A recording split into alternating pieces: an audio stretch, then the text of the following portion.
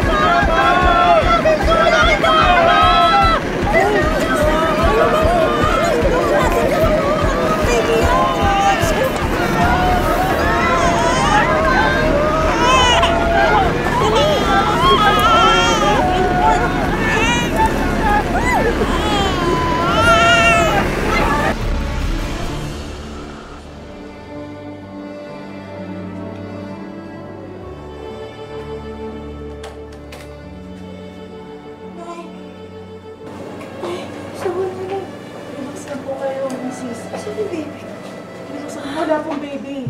Ano, wala baby? Ano, baby? May baby ho ako. May baby ho ako. Sandali. May baby ho. Hindi. Sandali. May baby ho ako. Ay, ano nangyari? Ay, si Amelia. Hindi, tanongin niyo naman ho yung ibang nurse. Baka nakuha niyo nila yung bakit niyo naman. Ako niyo naman sabihin. Nawawala si Amelia. Sandali. Hindi, hawak-hawak ko lang ho kasi siya nabagsakan kami sa ulo. Sandali! Hindi pwede! Sandali! Pakitanong naman po sa iyo. Ano nangyari? Ano nangyari? Asa si Amelia? Hanapin natin siya. Hanapin na natin. Mrs. Bawal pa po kayo. Hindi, kailangan ko po pa rin. Ang observation pa po kayo. Ako gabi pumunod sa baby. Pakawin ng anak niyo. Sige na. Hindi pwede! Hahanapin ko! Hanapin ko! Kalma ka lang. Masalamat tayo na may nakaligtas sa anak mo. Na alam natin na buhay ang apo ko. Oo! Hindi tayo titigil. Hanapin natin siya. Hanapin ko ha! Nang magkasunog sa looban, nahiwalay si Ami sa anak niyang si Marjorie. Paglipas ng maraming taon, kahit yumama na si Ami, hanap pa rin niya ang kanyang anak. Pero nang dumating si Dennis sa buhay niya, unti-unti nang muling sumaya si Ami.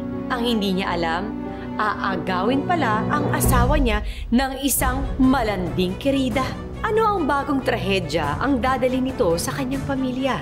Sundan natin ang kwentong yan sa 5th anniversary special ng Tadhana.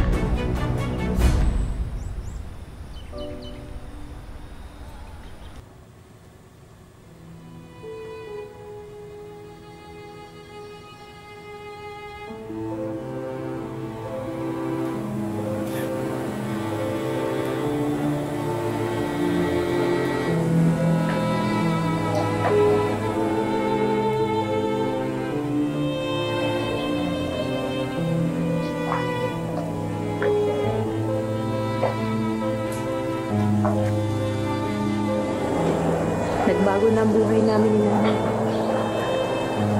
Nagkapera kami lahat, pero hanggang ngayon hindi ko pa rin nakita ang anak ko.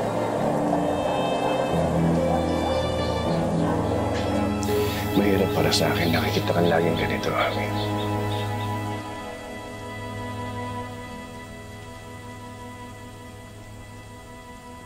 Aanin ko lahat ng narating ko. Hanggang ngayon hindi ko pa rin nakikita si Amelia.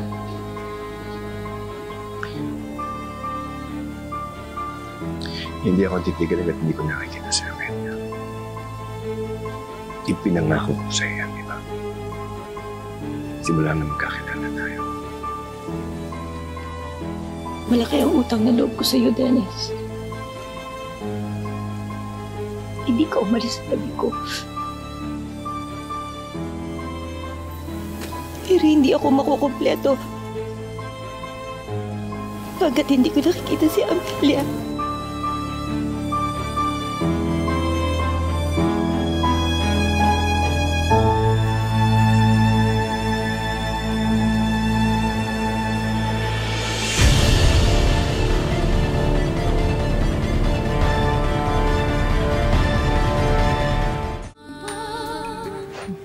Ang bilis nila po ang mabas ka. Noon, sub-sub ka sa trabaho para sa anak mo. Naiintindihan ko yun. Pero hindi mo kailangan ihinto ang buhay mo. Nay, kung hindi ko ho aabalahin ang sarili ko sa trabaho, masisiraan ho ako ng ulo. Ame, hindi ko sinasabi na kalimutan mo ang paghahanap sa anak mo. Pero sa ginagawa mo ngayon, sinisisi mo ang sarili mo sa nangyari. Sigurado ako kung nasaan man ang anak mo ngayon, hindi niya magugustuhan itong ginagawa mo sa buhay mo. Na nagkakaganyan ka. Anak, andito pa kami nagmamahal sa iyo. Bigyan mo naman ng pagkakataon ng sarili mo na magpatuloy ang buhay mo.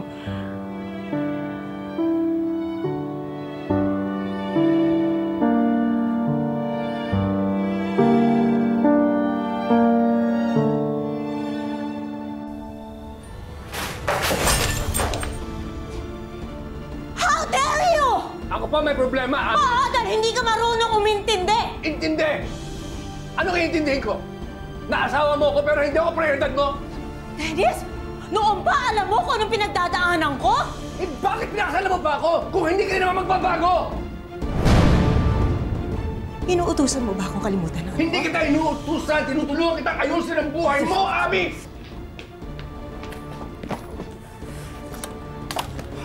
No! Kahit kailan hindi tayo magkakaintindihan.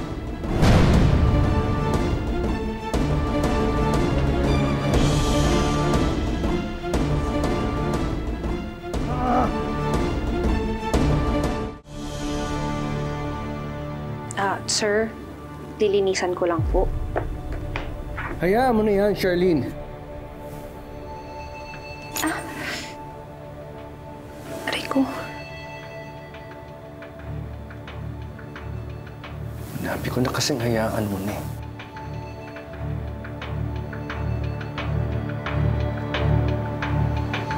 Wala, pahatid ko sa driver sa clinic. Hindi na po, sir. Okay lang po ako. Kaya ko naman eh. Kayo ho. Kaya niyo pa ba?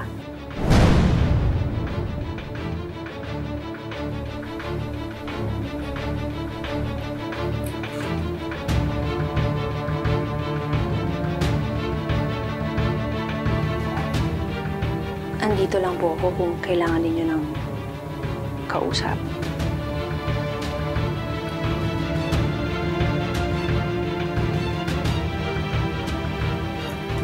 Kaya, kung kailangan nyo ng taong magpapagaan sa loob ninyo.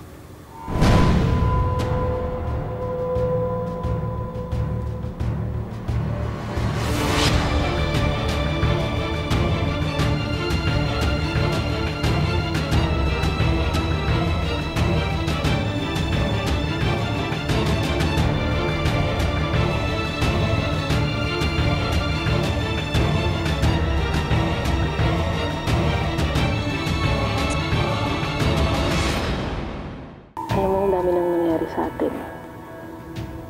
Hindi ka pa natatakot na baka mahuli tayo ni Ma'am Ami?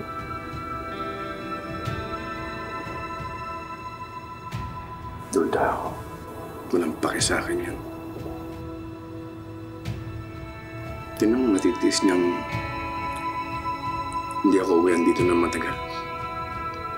Baka ako nasa business trip na naman yun.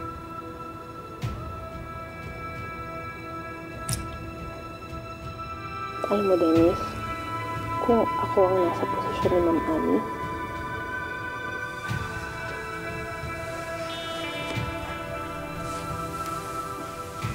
kung ako ang meron ng lahat ng to,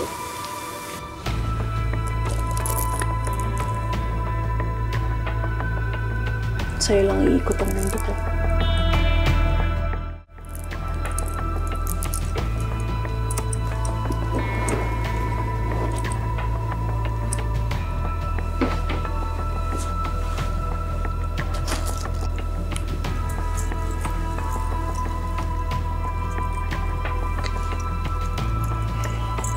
Kamali ako ng pinakasalan.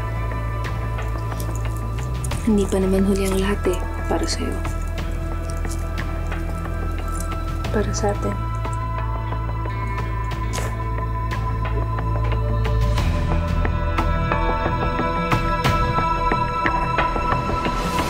Dennis, ano ba? Tingilan mo nga ako. Kailangan kong hanapin ang anak ko. Anak? Anak, nasan ka na? Kunin mo na ako. Anak. Tama na nga yan. Paglabas ko, dapat nakaubad na lahat yan. Yes. Oo, ito na. Ito na. Oh, Ami, anak. Hindi ko alam na nakauwi ka na pala.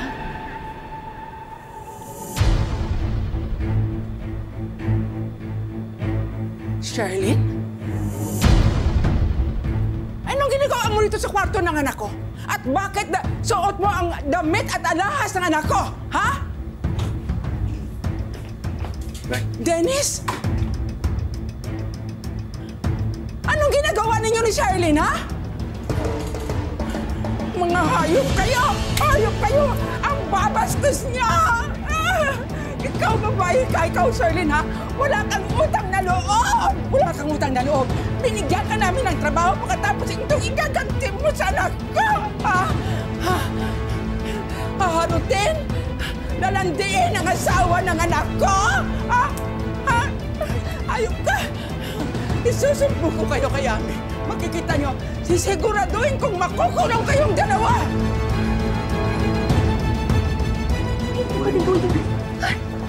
Hoy! Matanda ka! Hoy! Matanda! Sandali! Hindi ikaw ang sisira sa mga plano ko! Anong plano, ha? Palitan si Ami, agawin ang asawa at buhay ng anak ko! Matagal nang walang buhay ang anak mo. Ito sa'yo!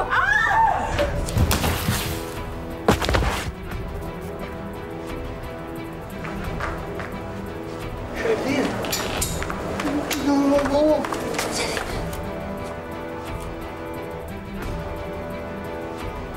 Ngayon mo patunayan sa akin na ako ang pinipili mo.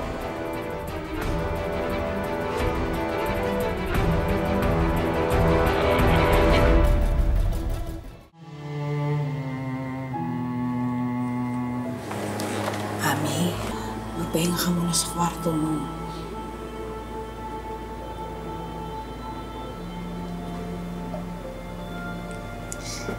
Ami, Bumili lang si nanay ng pagkain sa talipapa. Para ulamin natin, babalik na kagad yun, no? Balik na siya. Babalik na si nanay.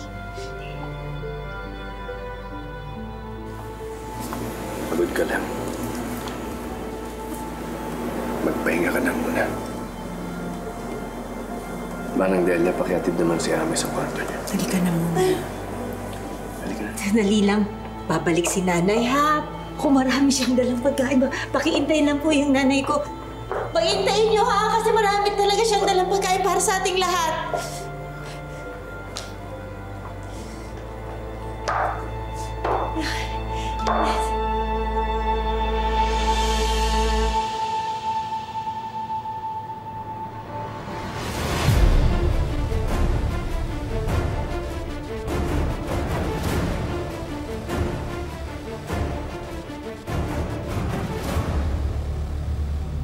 Ang inggit daw at kalandian, siguradong ang kakabit ay kapahamakan. Kaya nang mabuking ni Maribeth ang sikretong relasyon nila Dennis at Charlene, di niya akalaing yun na pala ang magdadala sa kanya ng kapahamakan.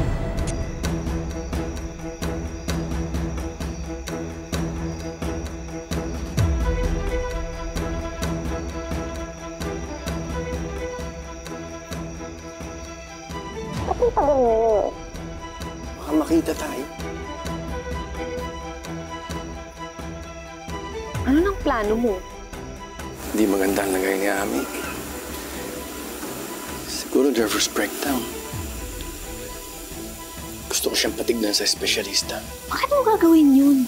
Eh di ba ito na nga yung matagal mo nang hinihintay para mapawalang visa yung kasal ninyo? Tingnan mo, malapit na siyang maging lukarit. Tayo may kasalanan kung bakit siya nagkakaganyan. Napatay natin si Maribeth. Well, matagal na rin naman siyang luka-luka simula nung maiwala niya yung anak niya. Kasama ko pa rin siya. At ako, ano ko? Dakilang kabit, ganun. Eh kung gusto mo siya, sa kanya ka na lang. Ayos na lang ako. Dali. Ikaw ang mahal ko. Walang hiya ka! Walang hiya ka! Walang hiya ka! Miguel! Ami! Pinatay mo si Nanay! Pinatay mo si Nanay! Aling na siya! Aling na siya! Mamatay na po siya! Huwag kang sumigaw! Sige na!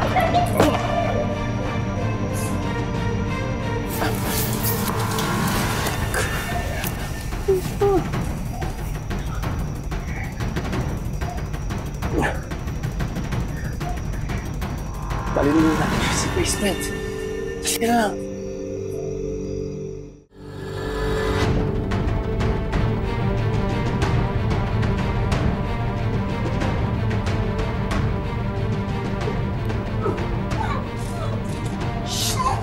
Rinig ka! Ano ba yan? Hayop kayo! Tumahimik ka at sasaksak ko to sa lalamunan mo.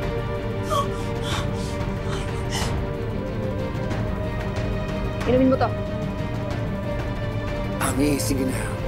Inumin mo na yan. Tumunog ka na. Ayaw ko itong mamatay, pero ayaw ko yung makulungtan. Sige na, inumin mo na. Hayop! Hayop ka! Hayop!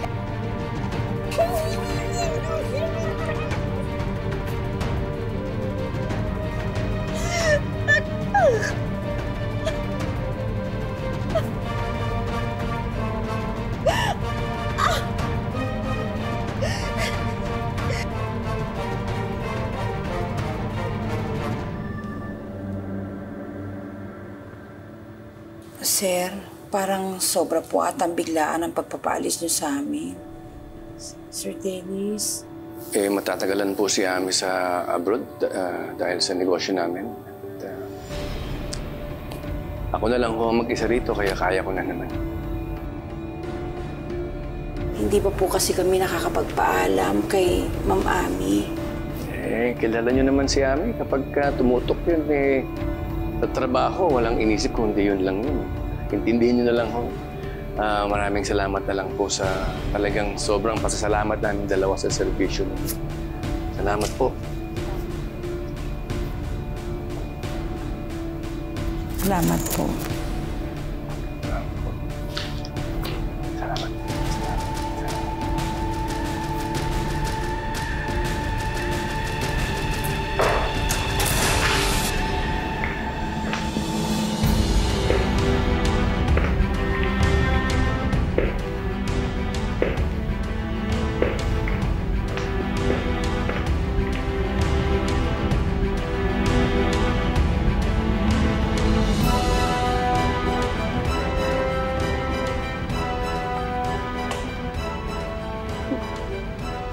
Bye, Ami.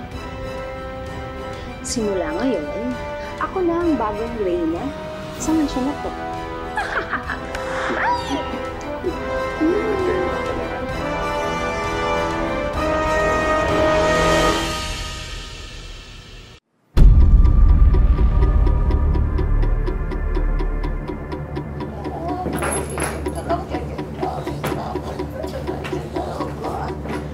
Ano ba to, Dennis?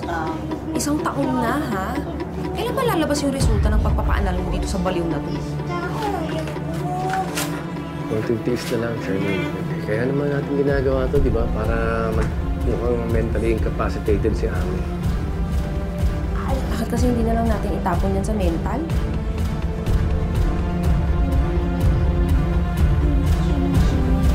Di ba ikaw naman ang may ayaw? Kasi mami, gumaling pa sa mental hospital yan. Mabunyag pa na tayo may ginagawa nito. Napagod na kasi akong mag-alaga dyan eh. Nagkakaroon na ako ng wrinkles mo, pangit pa ako. Pangit ka! Pangit ko! Pangit ko! Pangit ka! Pangit ka! Pangit ka! Pangit! Sino pangit? Pangit ka! Pangit! Pangit! Pangit! Pangit! Pangit! Huwag mo lang patulang. Sabi ko naman sa'yo, kumuha na ako na mag-aalaga sa kanya. Darating bukas. Tama na. O pangit.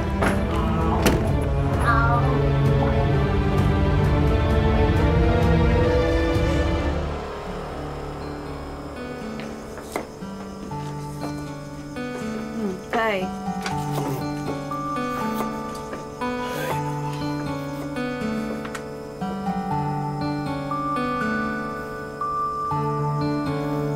Tay, huwag niyo na pong isipin yung mga bayarin na yan, ha?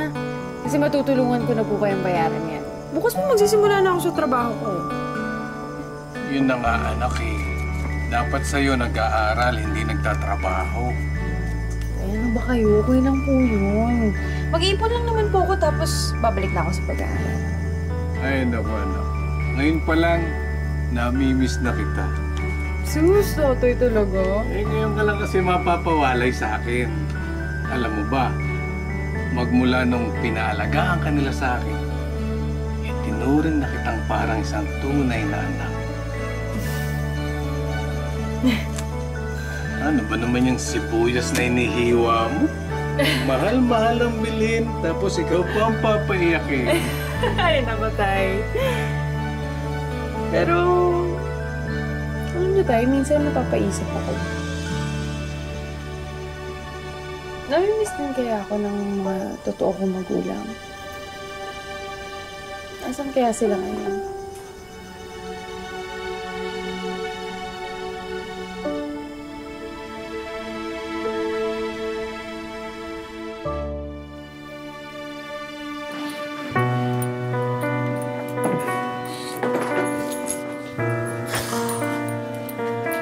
Yan.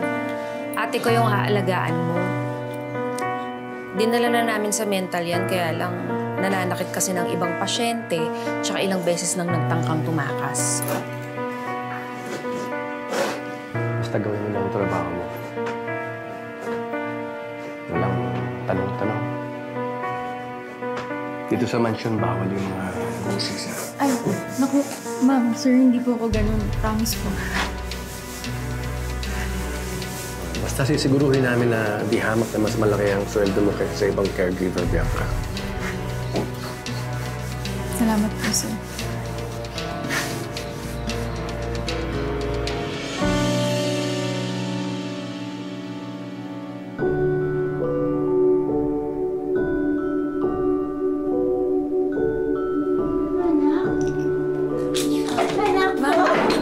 Anak ko?